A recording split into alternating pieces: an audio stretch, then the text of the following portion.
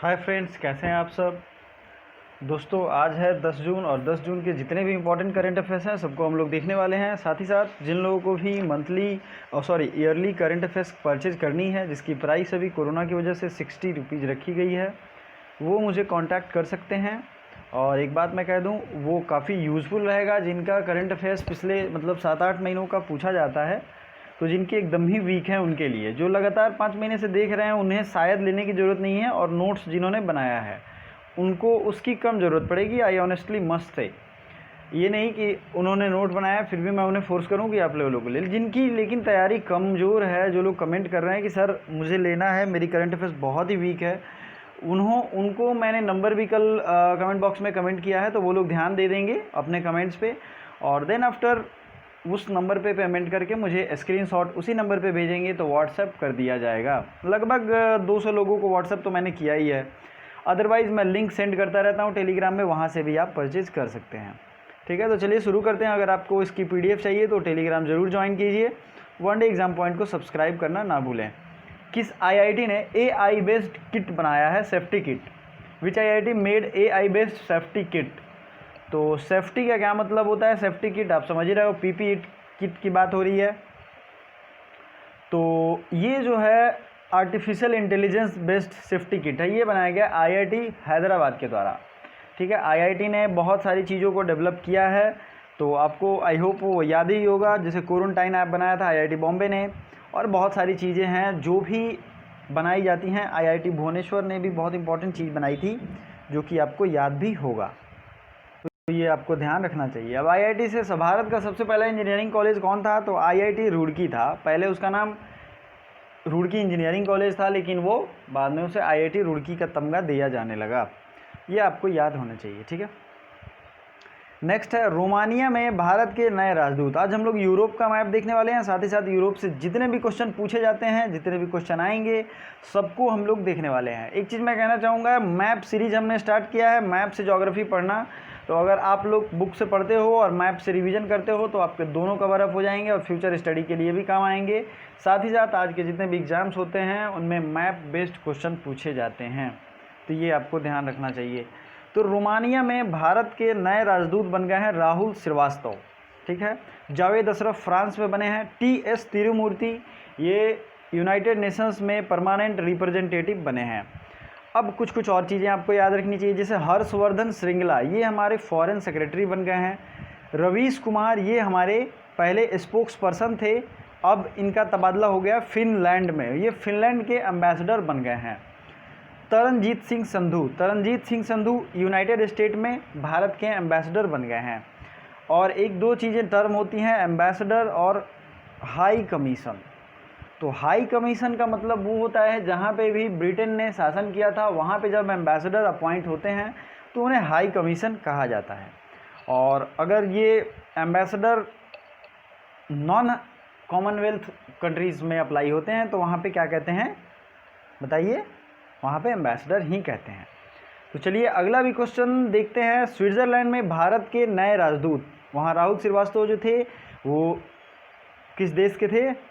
Romania में, और ये है स्विट्ज़रलैंड। तो स्विट्ज़रलैंड में भारत के न्यू एम्बेसडर बन गए हैं मोनिका मेहता, और ये मोनिका मेहता बनी है स्विट्ज़रलैंड की। ठीक है, अब देखेंगे हम लोग यूरोप का मैप, यूरोप के कहाँ से सवाल पूछे जाते हैं और कैसे कैसे सवाल आएंगे, इस पे हम लोग फोकस्ड रहेंगे। तो हमने देखा था रोमानिया, आप ध्यान से देखिए, ये है रोमानिया। 2 क्वेश्चन यहाँ ब्लैक सी और कैस्पियन सी से जो पूछा जाता है, आपको ये ध्यान रखना है।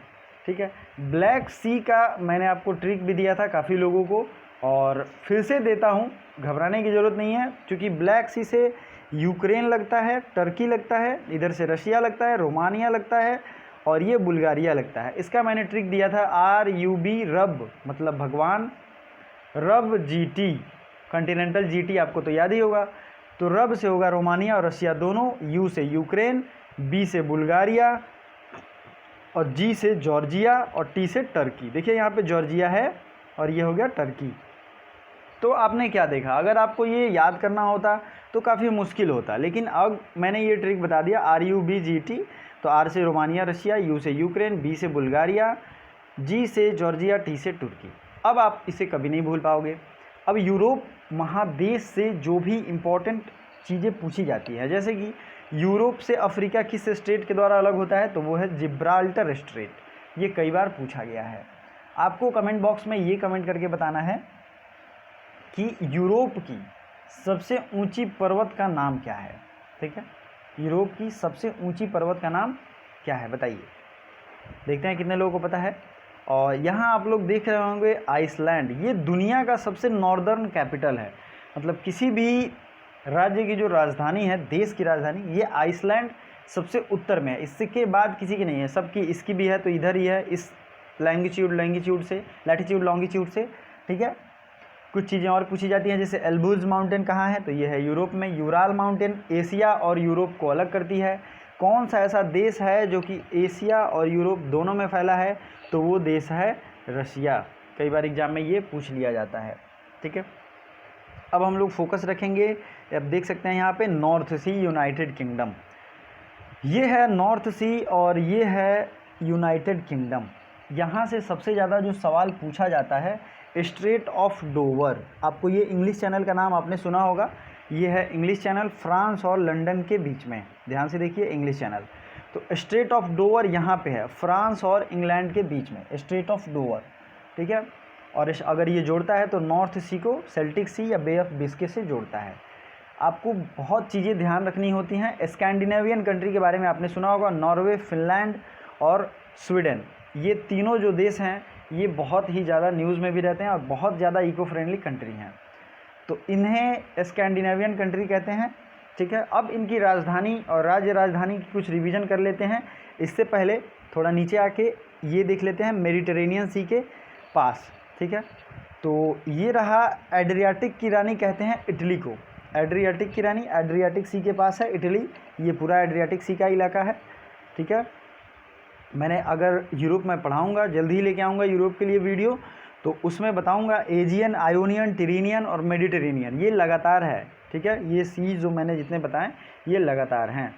कैस्पियन सी भी एक तरीके से मैं बताऊं तो ये तो एशिया में है और दुनिया की सबसे बड़ी झील है कैस्पियन सी, तो आपको याद होना चाहिए। अब देखिए रोमानिया की हमने बात की थी, तो रोमानिया की राजधानी है बुखारेस्ट, बुखारेस्ट, और ल्यू, LIEU, ल्यू यहाँ की करेंसी है। कुछ और देशों को देख लेते हैं। हमने नीचे से शुरुआत की है, तो इटली की राजधानी क्या है, रोम, और लीरा यहाँ की करेंसी है। ठीक है, चूँकि राज्य राजधानी से सवाल पूछे जाते हैं, सॉरी लीरा पहले की करेंसी थी, अब इसकी इटली की करेंसी यूरो है। और अब कुछ और देश देख लेते हैं, जैसे हंगरी की राजधानी है बुडापेस्ट और फोरिंट यहाँ की करेंसी है। हंगरी की राजधानी है बुडापेस्ट, फोरिंट यहाँ की करेंसी है। स्पेन की राजधानी है मैड्रिड और यूरो यहाँ की करेंसी है। पुर्तगाल की लिस्बन, यूरो यहाँ की करेंसी है। फ्रांस की पेरिस, यूरो यहाँ की करेंसी है। जर्मनी की बर्लिन, तो जर्मनी की करेंसी आप बता सकते हैं क्या है, ये है यूरो। नीदरलैंड का है एम्स्टर्डम और यहाँ की भी करेंसी है, बताइए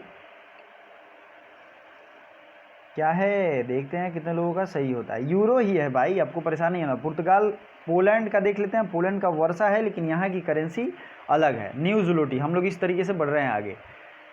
ठीक है, बेल्जियम की राजधानी है बेल्जियम की राजधानी है ब्रुसेल्स, जहाँ पे नाटो का हेडक्वार्टर है, नॉर्थ अटलांटिक ट्रीटी ऑर्गेनाइजेशन, और इस बेल्जियम की करेंसी है यूरो। ठीक है, तो दोनों चीज़ें आपको ध्यान रखनी है, आपको भटकना नहीं है। मोस्ट इम्पॉर्टेंटली जो भी है उसको याद करते रहिए, रिवीजन करते रहिए, क्योंकि एग्ज़ाम में क्वेश्चन ऐसे ही पूछे जाते हैं। ठीक है, अब अगला क्वेश्चन है प्लांट हेल्थ क्लिनिक का उद्घाटन कहाँ किया गया है। Plant health clinic is established in which place, north east के किसी स्टेट में शुरू किया गया है और ये स्टेट है मणिपुर। ठीक है, मणिपुर से रिलेटेड, नॉर्थ ईस्ट से रिलेटेड जो भी इम्पॉर्टेंट इन्फॉर्मेशन है जो एग्ज़ाम में पूछे जाते हैं वो मैं आपको बताऊंगा। तो इससे पहले, आगे बढ़ने से पहले वीडियो को लाइक ज़रूर कर दीजिए, और अगर आपने पहली बार चैनल को विजिट किया है तो बेल आइकन दबाते हुए सब्सक्राइब भी कर दीजिए और वीडियो को लाइक भी कर दीजिए। तो चलिए नॉर्थ ईस्ट में आते हैं, और ये रहा नॉर्थ ईस्ट का मैप। मैंने आपको बार बार कहा है कि नॉर्थ ईस्ट को अच्छे से याद कीजिए, क्योंकि बहुत सारे क्वेश्चन इधर से पूछे जाने लगे हैं। ब्रह्मपुत्रा नदी अरुणाचल प्रदेश के तवांग से एंटर करती है और ये असम में सबसे ज़्यादा फ्लो करती है, फिर चली जाती है बंगाल। सॉरी बांग्लादेश उसे कहेंगे, और भारत की सबसे ज़्यादा बाउंड्री भी लगती है बांग्लादेश से 4096 किलोमीटर। देन आफ्टर चीन से लगती है 3933 किलोमीटर। उसके बाद है पाकिस्तान 3488 किलोमीटर। तो ये सब याद होनी चाहिए आपको। भारत का ऐसा कुछ राज्य है जो कि 3 देशों से उनकी बाउंड्री लगती है, जैसे सिक्किम, नेपाल से, भूटान से, और ये तिब्बत का रीजन है यहाँ से। अरुणाचल प्रदेश का भी भूटान से लगता है, म्यांमार से लगता है, ऊपर चाइना से लगता है। तो इन सब देशों को ज़रूर याद रखिए, ठीक है। बाउंड्री लाइन से बहुत ज़्यादा सवाल पूछे गए हैं, तो ये आपको ध्यान रखना है। बांग्लादेश की राजधानी ढाका और टका यहाँ की करेंसी है। अब शुरू करते हैं सिक्किम पे। तो सिक्किम में कंचनजंगा नेशनल पार्क है। अरुणाचल प्रदेश में कौन कौन से नेशनल पार्क हैं इनको देख लीजिए। तो 2 ही नेशनल पार्क हैं, मैंने बार बार बताया आपको ट्रिक, नमो अरुणाचल आपको याद रखना है। न से नामदफा और मो से मोलिंग नेशनल पार्क, 2 आपको याद रखना है। फिर आते हैं असम में। तो असम में काजीरंगा, डिब्रू साइखोवा, मानस, नामेरी और उरांग, इतने नेशनल पार्क हैं। इसमें से कुछ टाइगर रिजर्व भी हैं, ये हैं असम में। फिर अगर बात करें नागालैंड की, तो नागालैंड की राजधानी है कोहिमा, और यहाँ जो नेशनल पार्क है उसका नाम है इंटांकी नेशनल पार्क, ठीक है। दोस्तों एक चीज़ मैं कहूँगा, जितने भी प्रैक्टिस सेट चल रहे हैं, अगर आपका छूट जाता है तो अफसोस मत कीजिए, और ये जो आई बटन आपको दिख रहा है यहाँ पे दबाइए। जितने भी रिसेंट के वीडियोज़ और प्रैक्टिस सेट हैं सबको 1 घंटा और 2 घंटा टाइम दे के ऑन स्क्रीन स्टडी पे सबको लगाइए, क्योंकि टाइम अब कम है और प्रिपरेशन आपका अच्छा रहना चाहिए। मैं चाहता हूँ जितने भी लोग मेरे चैनल पे पढ़ रहे हैं सबका रिजल्ट हो, आई ऑनेस्टली से। और बहुत खुशी हो रही है कि मेरी सिलेक्शन हो गई है केयर इंडिया ऑर्गेनाइजेशन में, यहीं बिहार में ही मेरी पोस्टिंग होगी, और कल ही रिज़ल्ट आया है। तो रिज़ल्ट आने की खुशी क्या होती है मैं आप लोगों को बता सकता हूँ, और मुझे ये महसूस भी हो रहा है। तो काफ़ी अच्छी जॉब भी है, ब्लॉक मैनेजर की पोस्ट है, और मेरा प्लेसमेंट हो चुका है, फिर से मैं बता रहा हूँ। तो आप लोग भी पढ़िए और अपने ज़िंदगी के मुकाम को हासिल करिए, ठीक है।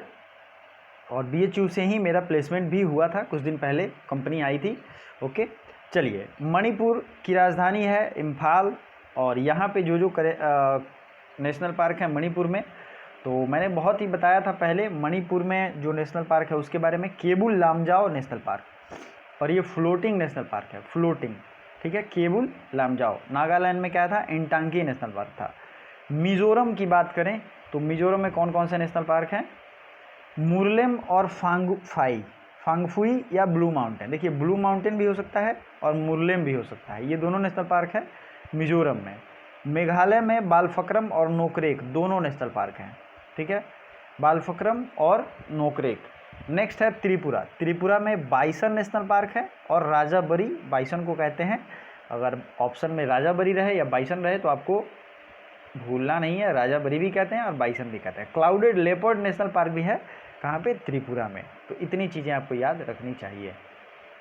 कल किसी ने कमेंट किया था कि सर आपको इतनी चीज़ें याद कैसे रहती हैं। दोस्त, प्रैक्टिस से याद रहती है। अगर आप लोग भी डेली करंट अफेयर्स देखोगे आपको खुद ब खुद प्रैक्टिस होगा और आपको भी याद हो जाएगा। मैंने बहुत पढ़ा है, काफ़ी दिन रिवीजन किए हैं, और इतनी रिवीजन से इतनी क्लैरिटी मेरे में रहती है कि मैं कहीं भी कुछ भी बता सकूं। मैं तो सोच रहा हूं एक दिन ऑनलाइन आप लोग मुझसे क्वेश्चन पूछो और मैं उस टाइम एक लाइव सेशन दूं और उस टाइम जवाब दूं। देखता हूं मेरी इंटेलिजेंस कैपेसिटी कितनी है और किस लेवल की है, और मुझे काफ़ी अच्छा भी लगेगा। अगर ऐसा आप लोग सोचते हैं तो मुझे सजेस्ट कर सकते हैं, ठीक है। सब्सक्राइब, लाइक एंड शेयर ज़रूर करें। जितने भी स्टडी ग्रुप्स हैं उनमें ज़रा शेयर करें वीडियो को। हमजा कोया का निधन हो गया, वो किस खेल से संबंधित है, यहाँ इंग्लिश हिंदी दोनों में है। हमजा कोया जो हैं ये रिलेटेड हैं फुटबॉल से, ओके, ये फुटबॉल से रिलेटेड हैं।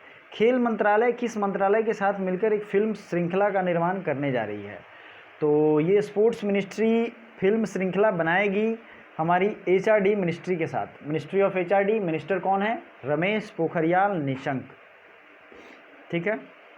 नितिन गडकरी हमारे कौन से मिनिस्टर हैं, आप लोग कमेंट करके बता सकते हैं, नितिन गडकरी, ठीक है। इसके अलावा जितने भी इम्पोर्टेंट मिनिस्टर हैं उनका भी नाम आपको याद होना चाहिए, क्योंकि उनसे डायरेक्टली सवाल पूछे जाते हैं। तो जो भी आपको ईमानदारी से याद है उस वीडियो को पॉज कीजिए और वो आप मुझे बता सकते हैं, ठीक है। चलिए आगे बढ़ते हैं। तो ये है नेक्स्ट क्वेश्चन, गूगल क्लाउड के भारत में नए वरिष्ठ निदेशक कौन नियुक्त हुए हैं। गूगल क्लाउड आपको पता ही है, गूगल ढेर सारा अपॉइंटमेंट रिसेंट में किया भी है। ऑप्शन देखिए, अनिल वल्लूरी, वीरेंद्र नाथ दत्त, रवीश कुमार, तो इसका राइट आंसर होगा अनिल वल्लूरी, ये इसके राइट आंसर होंगे। फिर है G20 समूह ने कोविड-19 के लिए कितने बिलियन डॉलर देने की घोषणा की है। G20 समूह जिसका इंडिया मेंबर है और इसकी स्थापना हुई थी 1999 में, और G7 भी है जिसकी स्थापना हुई थी 1975 में। तो G20 के मेंबर है इंडिया और G7 की नहीं है, आपको ये पहली चीज़ याद रखनी है। तो G20 समूह जो है 21 बिलियन देने की घोषणा कर रहा है। 21 बिलियन बहुत लार्ज अमाउंट है और ये कोविड-19 से टैकल करने में काम आएगा।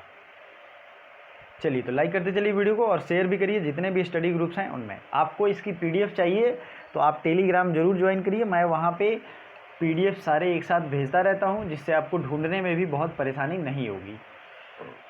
ठीक है, किस राज्य ने स्कूल कॉलेजों में 100% मुफ्त प्रवेश की अनुमति दे दी है। तो ये राज्य कौन सा है बताइए। तो ये स्टेट है असम, और असम के CM है सर्बानंद सोनोवाल। और खेलो इंडिया यूथ गेम जो हुआ था वो हुआ था असम में। और खेलो इंडिया यूनिवर्सिटी गेम्स कहाँ हुआ था, तो ये हुआ था कहाँ पे, उड़ीसा भुवनेश्वर में। तो इतनी सारी चीज़ें आपको याद रखनी चाहिए। असम के नेशनल पार्क के बारे में मैंने बताया है, आपको वो ध्यान रखनी चाहिए क्योंकि असम बहुत ही फेमस रहता है। असम वन हॉर्न राइनो के लिए पूरे वर्ल्ड में फेमस है, क्योंकि सबसे ज़्यादा इसके काजीरंगा नेशनल पार्क में एक सिंग वाला गैंडा पाया जाता है। ठीक है, नेक्स्ट है, एक नया कोलफील्ड बना है जिसका नाम है अदसा। क्या नाम है, अदसा। इस नए कोलफील्ड का उद्घाटन कहाँ हुआ है। वेस्टर्न कोलफील्ड अदसा कहाँ है। और चूंकि ये वेस्टर्न है तो मैं आपको इसको याद करने का ट्रिक भी बता देता हूँ। ये है कहाँ पे, तो महाराष्ट्र में। महाराष्ट्र में इस कोलफील्ड का उद्घाटन किया गया और वेस्टर्न कोलफील्ड इसे नाम दिया गया, और अदसा इसका एक उपनाम है एक तरीके से। जैसे कि नॉर्दर्न कोलफील्ड होता है, ईस्टर्न कोलफील्ड होता है, जैसे आसनसोल जहाँ वो झरिया वगैरह है, ये सब जो है ईस्टर्न और नॉर्थ रीजन में आते हैं। उसी तरीके से ये वेस्टर्न रीजन है। और सबसे ज़्यादा कोयले का रिजर्व है झारखंड और उड़ीसा के पास, लेकिन सबसे ज़्यादा प्रोडक्शन करता है छत्तीसगढ़। तो ये दोनों चीज़ें आपको याद रखनी पड़ेंगी अलग अलग। जितने भी प्रोडक्शन होते हैं उस पर मैं वीडियो लाने की सोच रहा हूँ। अगर आपका मन है तो आप मुझे कमेंट कर सकते हैं। जैसे कि कौन सा, आपको ये पता होगा मध्य प्रदेश को सोया प्रदेश कहते हैं क्योंकि वहाँ सोयाबीन का उत्पादन सबसे ज़्यादा होता है। राजस्थान में सरसों का उत्पादन सबसे ज़्यादा हो रहा है अभी। ठीक है, तो इस तरीके की जो भी लिस्ट है मैं आपको दे दूँगा। ठीक है, अगला क्वेश्चन है, कोविड-19 मैनेजमेंट इंडेक्स में टॉप रैंक किसका है। तो बताइए, कोविड-19 मैनेजमेंट इंडेक्स में टॉप रैंकर हैं आंध्र प्रदेश। ठीक है, आंध्र प्रदेश के CM का नाम क्या है, YS जगनमोहन रेड्डी, और विश्वभूषण हरिचंदानी यहाँ के गवर्नर हैं। महाराष्ट्र के हैं CM उद्धव ठाकरे और भगत सिंह कोश्यारी यहाँ के गवर्नर हैं। केरल के हैं पिनाराई विजयन और आरिफ मोहम्मद खान यहाँ के गवर्नर हैं। ठीक है, तो इतनी चीज़ें आपको याद रखनी चाहिए साथ साथ में। नेक्स्ट क्वेश्चन है, इस वीडियो के लास्ट में मैं एक क्वेश्चन भी पूछूंगा, आपको उसका कमेंट बॉक्स में कमेंट करना है। मेघ संदेश ऐप किस राज्य ने बनाया है। तो मेघ संदेश ऐप जो है ये रेन की एक करेक्ट रिपोर्टिंग करेगी, और ये ऐप है कर्नाटक। कर्नाटक राज्य ने मेघ संदेश ऐप लॉन्च किया है। ठीक है, मेघ संदेश ऐप। चलिए अगले क्वेश्चन की तरफ बढ़ते हैं। वर्ल्ड ओशियन डे, विश्व महासागर दिवस, ये मनाया गया कब। ऑप्शन देखिए, आप लोग लाइव कमेंट भी कर सकते हैं। विश्व महासागर दिवस मनाया गया 8 जून को।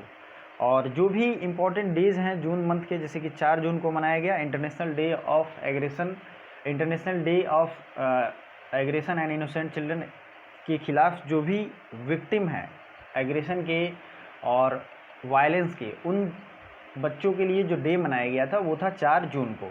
14 जून को मनाया गया था ब्लड डोनर डे। ठीक है, मैंने कल के करंट अफेयर्स में सारे रिवीजन कराए हैं, आपको याद होने चाहिए। 23 जून को मनाया जाता है UN पब्लिक सर्विस डे। 21 जून को इंटरनेशनल योगा डे मनाया जाता है 2015 से। तो ये दोनों चीज़ें आपको ध्यान रखनी है। इस बार की वर्ल्ड ओशियन डे की थीम क्या थी, innovation for a sustainable ocean.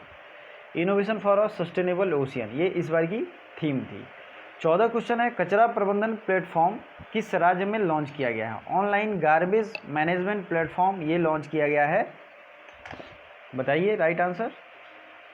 तो इस क्वेश्चन का राइट आंसर मैंने कल ही बताया था, और जो भी 14 नंबर का राइट आंसर होगा आप मुझे कमेंट कर सकते हैं। और आज मैंने कुछ अलग तरीके से आपको क्वेश्चन दिए हैं, सबसे लास्ट वाला नहीं, सेकेंड लास्ट वाला। 15 नंबर क्वेश्चन जो है, किस रेलवे स्टेशन को CII के द्वारा गोल्ड रेटिंग दी गई है, तो ये स्टेशन है त्रिची। तो 14 नंबर क्वेश्चन जो है, ऑनलाइन गार्बेज मैनेजमेंट प्लेटफॉर्म ये लॉन्च जिस राज्य के द्वारा किया गया है, विथ फुल डिटेल मुझे कमेंट कीजिए। Thank you so much.